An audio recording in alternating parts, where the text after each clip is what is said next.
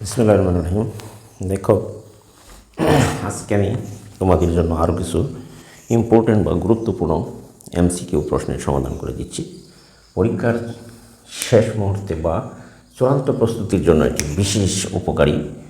তাহলে দেখো যে 1 নম্বরের প্রশ্নটি আছে এখানে মান নির্ণয় থেকে যে প্রশ্নটি সেটির ব্যাখ্যা দেখো। এখানে যে দেওয়া আছে, এখানে দেখো যে X square plus Y square equal to 5xy।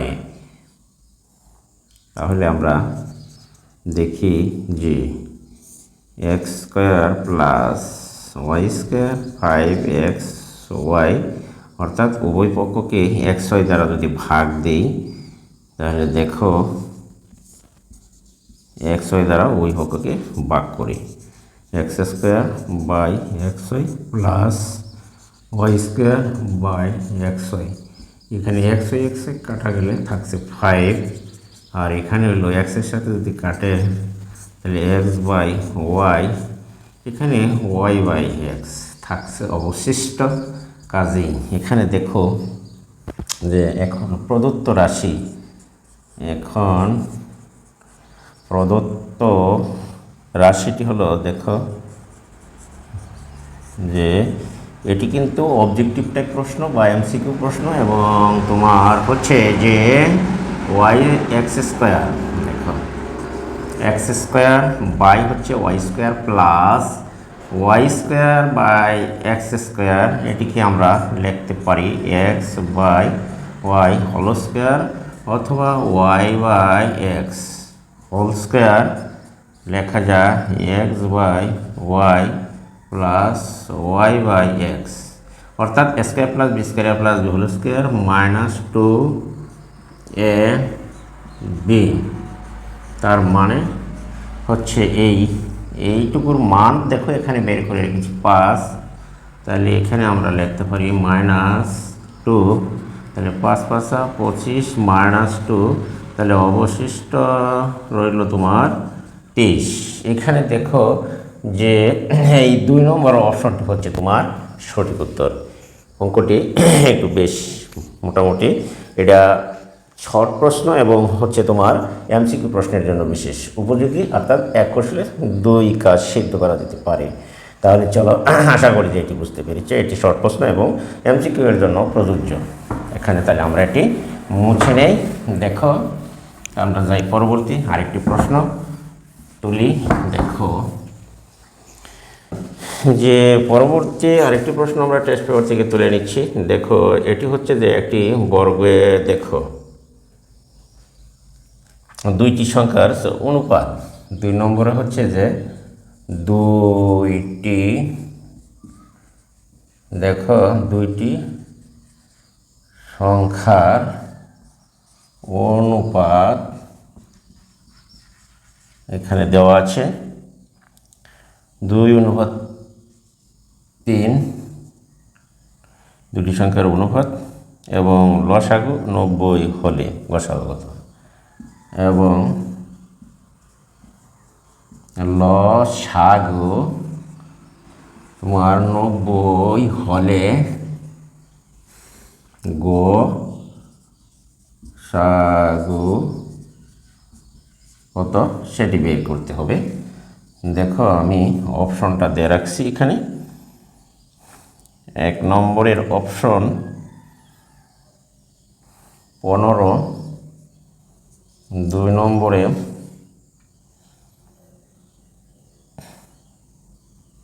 14,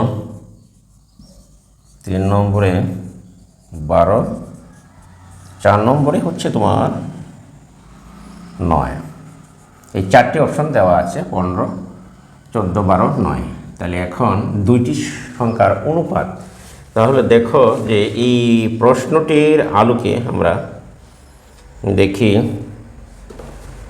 যে এই ধরনের কোনো প্রশ্ন দেওয়া থাকলে তোমরা একটা কাজ করবে প্রথমে, যেটি হচ্ছে যে 2টি সংখ্যার অনুপাত যদি 2:3 এবং লসাগু যদি কত 90 হলে গোসাগু কত, তাহলে আমরা ধরি, তাহলে প্রথমে আমরা ধরি যে প্রথম সংখ্যাটি হলো, প্রথম সংখ্যাটি তোমার 2x ধরো, এবং দ্বিতীয় সংখ্যাটি হবে 3x। এখানে দেখো যে 2x, 3x এদের লসাগু হইল 3 দুগুণে 6x। আশা করি এটুকু বুঝতে পেরেছ। এবং গসাগু এবং 2x, 3x এদের গসাগু হবে ওয়ানলি x, আর x যদি কমন x, তাহলে গসাগু হবে, তুমি দেখো এখানে কত বলা হচ্ছে যে গসাগু কত, তাহলে আমরা দেখি। অতএব প্রশ্ন মতে লেখা যায় যে 6x = 90, বা x হচ্ছে তোমার 6×15 ভাগ দিলে 15। অতএব তাহলে x এর মান পেলা 15, অর্থাৎ নির্ণয় গসাগু হবে 15। অতএব নির্ণয় গসাগু হলো তোমার 15। তাহলে আমার 1 নম্বর অপশনটি হচ্ছে তোমার সঠিক উত্তর। আমি আগেই বলছি যে অঙ্কগুলো তোমার পরীক্ষার শর্ট প্রশ্ন এবং এমসিকিউর জন্য খুবই উপযোগী এবং বিশেষ, অর্থাৎ কৌশল। এখানে তুমি যদি এমসিকিউ প্রশ্নগুলোর উত্তর পারো, তাহলে তুমি শর্ট প্রশ্ন যা আসবে পরীক্ষায় 10টি 5 দুগুণে, অর্থাৎ 10টি 20 নম্বর, সেখানে তুমি 20 নম্বর পেয়ে দিতে পারো। আশা করি যে তোমরা এটি বুঝতেই পেরেছ। কৌশল করে করলে এখান থেকে তুমি এমসিকিউ এবং শর্ট বা সংক্ষিপ্ত প্রশ্নগুলোর উত্তর ইজিলি দিতে পারবা। আশা করি এটি বুঝতে পেরেছ এবং ভালো করেই বুঝেছ। এইবার আমরা যাব অন্য আরেকটি প্রশ্ন লিখি। তাহলে দেখো যে এটি আমরা মুছে নিলাম। এখন দেখো তাহলে 3 নম্বর প্রশ্নটি আমরা এখানে লিখে নেই। দেখো এখানে 3 নম্বরের যে প্রশ্নটা হচ্ছে সেটা হলো যে একটি আয়তক্ষেত্রের দৈর্ঘ্য, একটি দেখো ক্ষেত্রের দৈর্ঘ্য বলা হচ্ছে 20% বৃদ্ধি, 20% বৃদ্ধি ও প্রস্থ 20% হ্রাস পেলে ও প্রস্থ 20% হ্রাস পেলে আয়ত ক্ষেত্রের ক্ষেত্রফল শতকরা কত হ্রাস বা বৃদ্ধি পাবে? 1 নম্বরের অপশন দেখো 4% বৃদ্ধি, 2 নম্বরে 4% হ্রাস, 3 নম্বরে 1% বৃদ্ধি,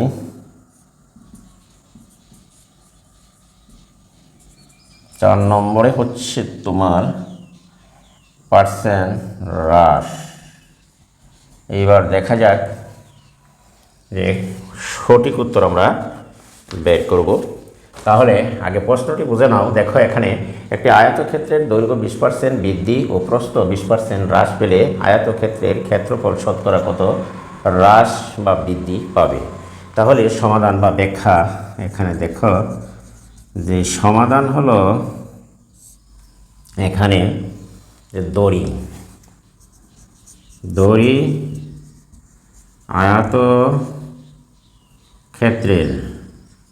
আয়তক্ষেত্রের দৈর্ঘ্য ধরলাম তোমার x মিটার এবং আয়তক্ষেত্রের প্রস্থ y মিটার।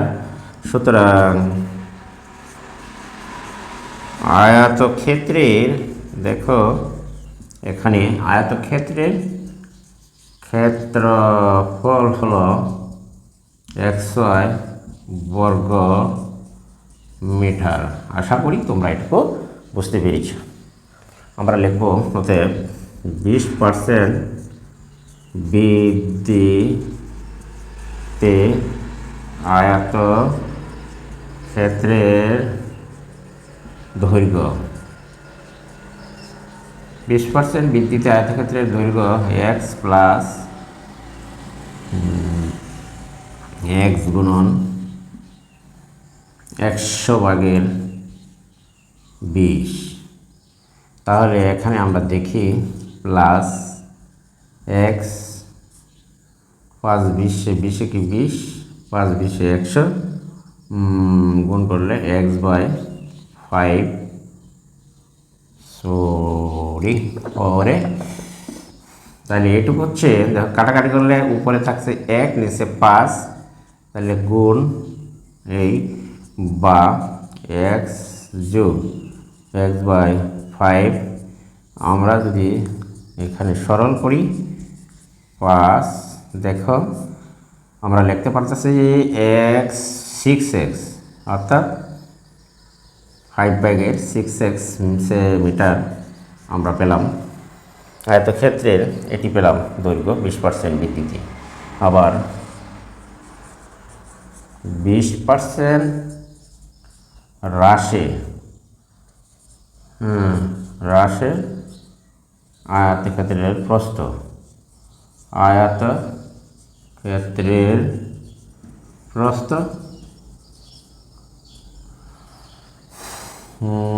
তাহলে দেখি প্রস্থ y হ্রাস যেহেতু তাহলে হবে কি কম মাইনাস, তাহলে y মাইনাস 20/100/20 5 একে 5 20 100 20 একে 20 তাহলে y মাইনাস 5y এখানে রসাগু করলে 5y মাইনাস y/5 অবশিষ্ট রইল তোমার 5/4y। আশা করি তোমরা এটুকু বুঝতেই পেরেছ। এত মিটার হবে।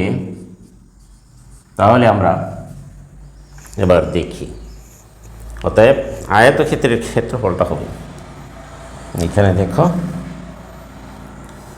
20% হ্রাস ও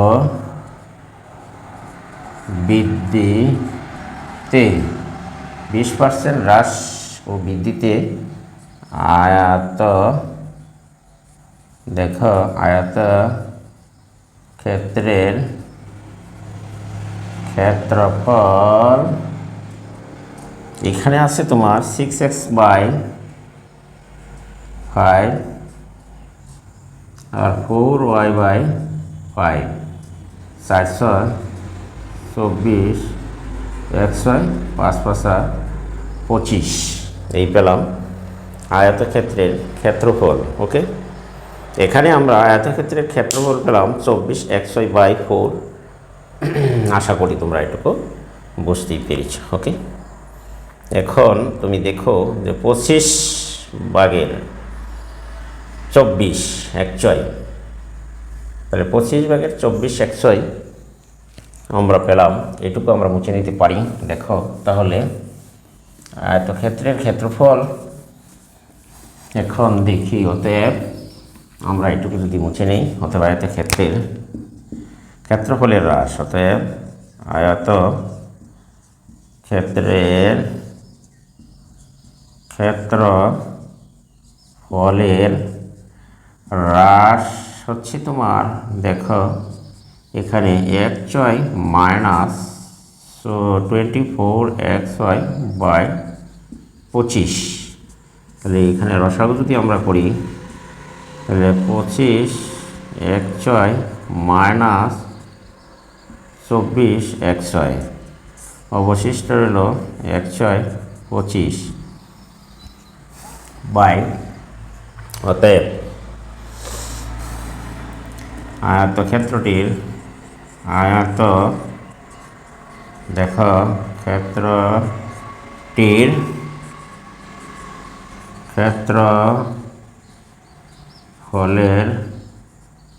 হ্রাস অথবা আয়তক্ষেত্রটির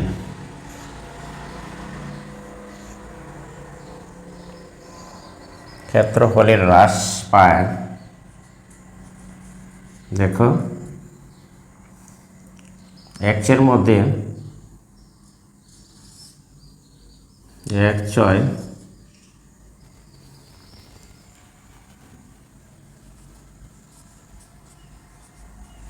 একশোর মধ্যে পাবে, তাহলে গুণ ভাগ কাটা 4/25 অর্থাৎ 4% হ্রাস। তাহলে এখানে উত্তরটি হচ্ছে তোমার 2 নম্বরের অপশনটি হচ্ছে তোমার সঠিক উত্তর। অঙ্কটি কিন্তু লেন্ডি হয়ে গেছে। তাহলে দেখো প্রশ্নটি অবশ্য এটি টেন্ডার স্কুলের একটি প্রশ্ন, টেস্ট পরীক্ষায় এসেছিল, কাজে এটি ল্যান্ডিং হওয়ার কথা। খুব ভালো স্কুল বাংলাদেশের মধ্যে, যেমন বাংলাদেশের মধ্যে ওই নরসিংদী কাদের মোল্লা স্কুলের প্রশ্নটি এটি আজকে আমি তোমাদের জন্য সমাধান করে দিচ্ছি। তাহলে দেখো এটি কিন্তু একটি এটি তোমার বড় প্রশ্নের জন্য প্রযোজ্য এবং এমসিকিউ হলে কিন্তু এটি অনেক ছাত্রছাত্রী না পাওয়ার সম্ভাবনা থাকে। তবে যাক, আমি এটি সমাধান করে দিলাম। এটি বড় প্রশ্নের জন্য অত্যন্ত গুরুত্বপূর্ণ একটি প্রশ্ন, যেহেতু এখানে আমি এটি সমাধান করে দিলাম। ওকে, তাহলে চলো পরবর্তী আমরা আরেকটি প্রশ্নে যাই, যেটি আমরা এখন বোর্ডে লিখে নিই। দেখো প্রশ্নটি এখন দেখো আরেকটি প্রশ্ন 2, 3, 4 নম্বরের প্রশ্নটি হচ্ছে যে এখানে দেখো রম্বসের দুইটি কর্ণ, রম্বসের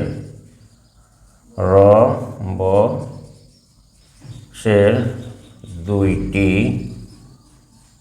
কর্ণ, রম্বসের দুইটি কর্ণ যথা 12 সেন্টিমিটার ও 16 সেন্টিমিটার, 12 সেন্টিমিটার ও 16 সেন্টিমিটার, 12 সেন্টিমিটার 16 সেন্টিমিটার হলে পরিসীমা কত সেন্টিমিটার? এর পরিসীমা কত হবে? তাহলে 1 নম্বরের অপশন 20, 2 নম্বরে 30, নম্বরে 40, 5 নম্বরে হচ্ছে তোমার 50। 4টি অপশন দেওয়া আছে। তোমাকে বলা হচ্ছে যে রম্বসের পরিসীমা কত সেন্টিমিটার, কত? তাহলে দেখো ব্যাখ্যা, এখানে প্রশ্নটি দেওয়া আছে যে রম্বসের দুটি কর্ণ 12 সেন্টিমিটার ও 16 সেন্টিমিটার হলে এর পরিসীমা কত। তাহলে আমরা প্রথমে একটি দেখো ব্যাখ্যা, রম্বস এখানে দেখো রম্বসটা আমরা প্রথমে অঙ্কন করে নিলাম। আমরা তো জানি যে রম্বস হলো যে চতুর্ভুজের বিপরীত বাহু পরস্পর সমান কিন্তু কোনোই সেটা সমান নয়। তাহলে আমরা জানি, আবার জানি যে লম্বসের, মনে করি এ বি সি ডি একটি লম্বস, এর কর্ণের দৈর্ঘ্য দেওয়া আছে। প্রথম কর্ণ 12 সেন্টিমিটার এবং দ্বিতীয় কর্ণটা দেওয়া আছে 16 সেন্টিমিটার। তাহলে আমরা আবার জানি যে রম্বসের কর্ণ কিন্তু পরস্পরকে তোমার সমকোণী সমদ্বিখণ্ডিত করে। তাহলে প্রথম কর্ণ যদি 12 সেন্টিমিটার হয় তাহলে এর অর্থাৎ এ ও অর্ধকর্ণ হবে 6 সেন্টিমিটার, এহিনি হবে তোমার ওসি হবে 6 সেন্টিমিটার। আর এটুকু হবে তোমার 8 সেন্টিমিটার, এটুকু হবে 8 সেন্টিমিটার। তাহলে আমরা এখন এ ও বি সমকোণী ত্রিভুজ থেকে পাই চিত্রে এ ও বি। দেখো চিত্রে এ ও বি সমকোণী ত্রিভুজ থেকে পাই। তাহলে সমকোণী ত্রিভুজ থেকে পাই এ বি স্কোয়ার সমান হচ্ছে এ ও স্কোয়ার বি ও স্কোয়ার। এখানে এও সমান হচ্ছে 6 আর বিও সমান হচ্ছে তোমার 8। তাহলে 36 8 64। অতএব আমরা লিখতে পারি 100 হলো। অতএব এ বি সমান 100√। তাহলে আমরা এ বির মান পেলাম 10। আশা করি প্রিয় শিক্ষার্থীরা তোমরা এটি বুঝতেই পেরেছ যে এ বির মান পেলাম আমরা রম্বসের বাহুর দৈর্ঘ্য পেয়েছি 10। যেহেতু বলা হচ্ছে হলের পরিসীমা কত, তাহলে রম্বর যেহেতু পরস্পর 4 বাহু সমান, তাহলে এটিও হবে 10, এটিও হবে 10, এটিও হবে তোমার 10। তাহলে 4 বাহুর সমষ্টি হবে 4 × 10 = 40। অতএব রম্বসের পরিসীমা,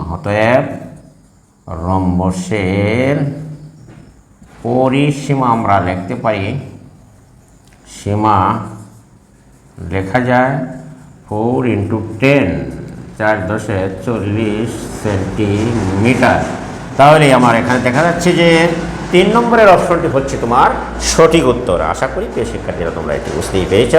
আমরা 3 নম্বরের প্রশ্নটি এখানে বের করতে সক্ষম হয়েছি। ওকে, তাহলে চলো আজকে এটি মুছে নেই, পরবর্তী প্রশ্নে যাই। এইবার দেখো যে পরবর্তী প্রশ্নটি আমরা আবার এখানে তোমাদের জন্য লিখে ব্যাখ্যা করে বুঝিয়ে দিচ্ছি। দেখো এইখানে দেখো যে পরবর্তী আরেকটি প্রশ্ন, সেটি হলো যে 5 নম্বরের প্রশ্নটি হলো যে একটি বর্গক্ষেত্রের ক্ষেত্রফল অথবা যাক এর একটি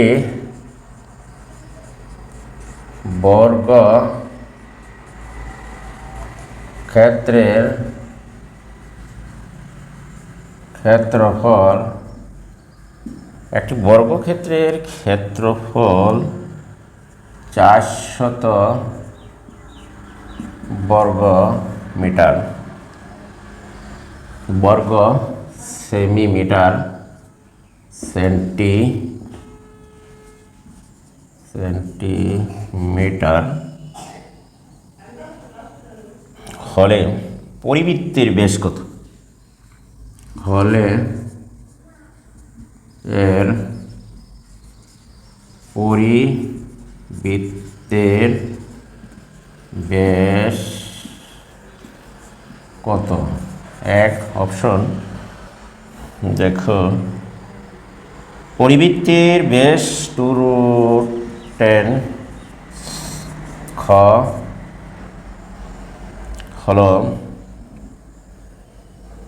20√2 গ হলো 10√2 গ 2√20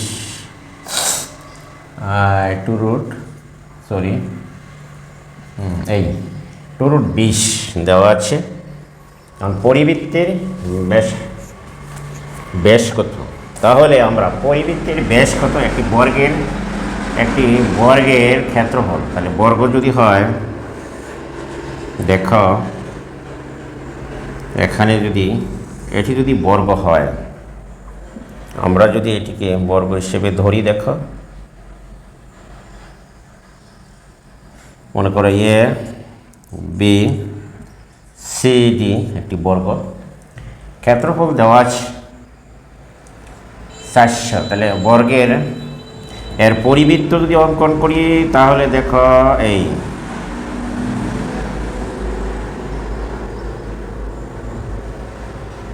এই হলো পরিবৃত্ত।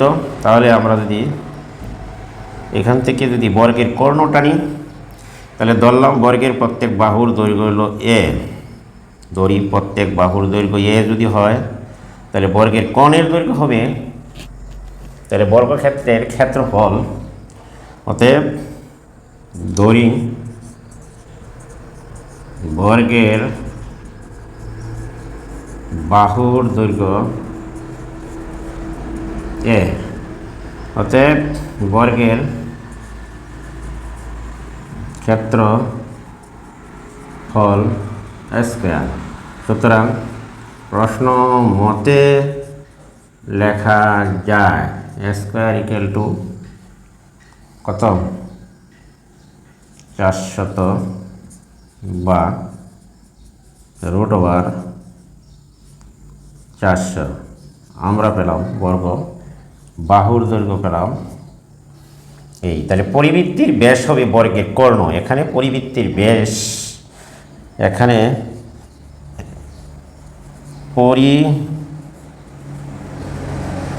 পরিবৃত্তের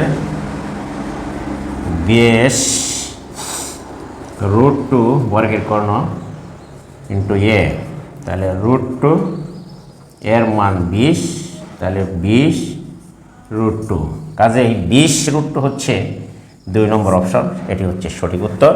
আশা করি প্রিয় শিক্ষার্থীরা তোমরা এটি বুঝতেই পেরেছ, 20 √2 হচ্ছে পরিবৃত্তের ব্যাসার্ধ। তাহলে এটির আনসার এখানে মোটামুটি শেষ ইনশাল্লাহ। তাহলে দেখো যে আমরা আরেকটি প্রশ্নের সমাধান করার চেষ্টা করছি, এটি মুছে নাও। ওকে, আমরা এটি মুছে নিলাম। দেখো প্রত্যেকটি প্রশ্ন ব্যাখ্যা সহ উত্তর দেওয়া হচ্ছে। এখানে দেখো 6 নম্বরের যে প্রশ্নটি সেটি হচ্ছে, এখানে দেখো যে একটি গণকের ধার, একটি গণকের ধার 3 সেন্টিমিটার, গণকের ধার 3 সেন্টিমিটার হলে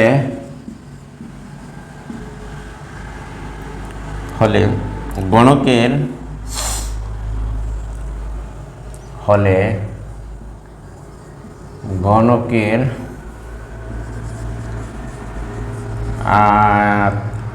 আয়তন গণকের আয়তন হলে এক গণকের হলে, দেখো এক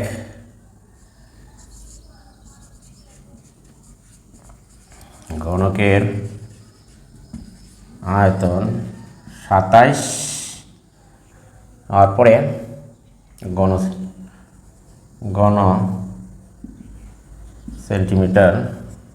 2 নম্বরে হচ্ছে কর্ণের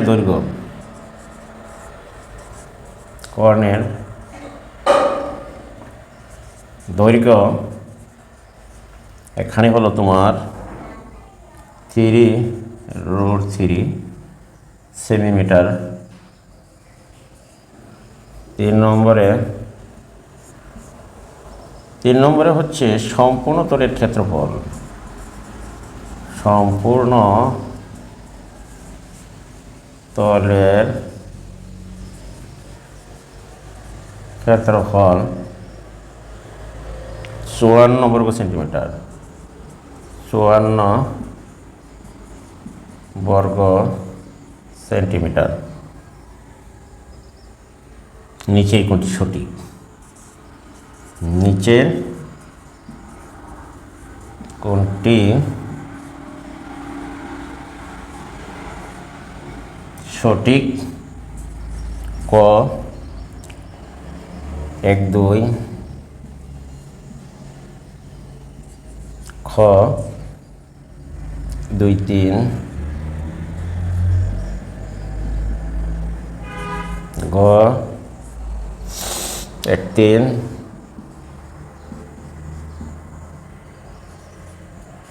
গ 1, 2, ও 3। তাহলে আমরা দেখি এখন এর সমাধান বের করি।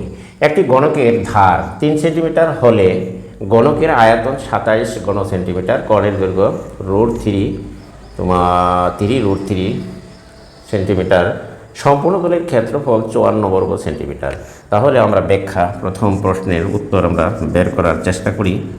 দেখো যে 1 নম্বরের প্রশ্নটা হচ্ছে যে আয়তন, আমরা জানি আয়তন গণকের ধার আয়তন সমান গণকের, দেখো গণকের আয়তন আমরা জানি গণকের ধারের ঘন, অর্থাৎ ধারের ঘন যদি করো দেখো তাহলে 27, ধার মানে দৈর্ঘ্য, তাহলে গণকের আয়তন তাহলে 27 সেন্টিমিটার, এটি সঠিক, এত ঘন সেন্টিমিটার। 1 নম্বর প্রশ্ন উত্তর সঠিক। 2 নম্বরটি দেখো যে কর্ণের দৈর্ঘ্য, তাহলে গণকের কর্ণ সমান √3 ইন্টু এ সূত্র, তাহলে √3 এর মান যেহেতু এখানে আছে তোমার 3, তাহলে আমরা এটি সমান লিখতে পারি 3√3, এটিও সঠিক। তাহলে 2 নম্বরটাও সঠিক। 3 নম্বরে আমরা যাই, তাহলে গণকের সম্পূর্ণ তলের ক্ষেত্রফল, দেখো গণকের সম্পূর্ণ তলের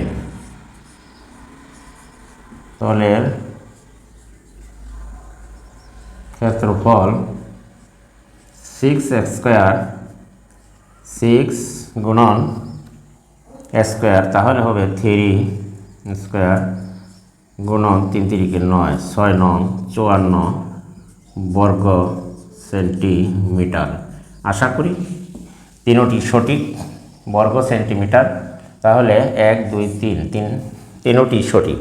আশা করি প্রিয় শিক্ষার্থী বন্ধুরা তোমরা আজকে ক্লাসটি বুঝতে পেরেছ। আমি ক্লাসটি আজকের মতো এখানেই শেষ করছি।